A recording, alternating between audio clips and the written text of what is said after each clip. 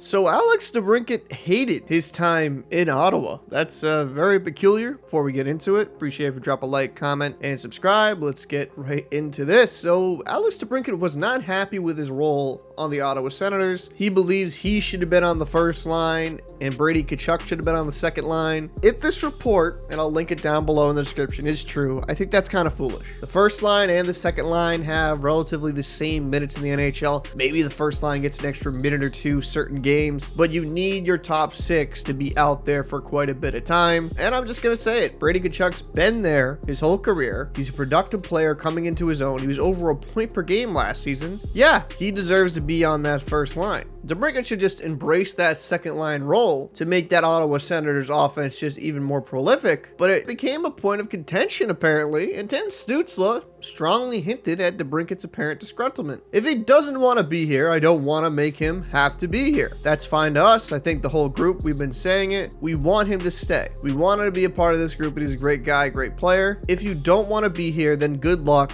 on your way. I think there was some issues there. That quote came from the 32 Thoughts podcast on Sportsnet, but I have to go into depth with this. Tkachuk averaged 18 minutes and 38 seconds on ice last season. Alex DeBrincat averaged 19 minutes time on ice, and he played full 82 games. So he had more minutes than Brady Tkachuk did on ice, and Tkachuk produced far better than DeBrincat did. And this isn't to say that I think DeBrincat's not a good player. He has scored 40 goals a couple times in his career, and I think he has the potential to get back there. But maybe some of the off-ice issues affected his on-ice play. He had 66 points, not saying his season was terrible by any stretch of the imagination, but it was a downturn from the year prior with the Chicago Blackhawks, where he had 78 points, 41 goals, 37 assists, and 82 games played. I don't know how you could complain about not being on the top line when Brady Tkachuk's been there his whole career, was far more productive last season, and you even played more minutes on ice than him. So truly, who is the first line winger? Usually the one with more minutes. Jealousy can be a thing that rips through a team, and I'm not trying to slander DeBrincat. I think he's a very good player. Maybe he will grow from this. He's 25 years old, turning 26 during the season, so hopefully this will be a growing process. But yeah,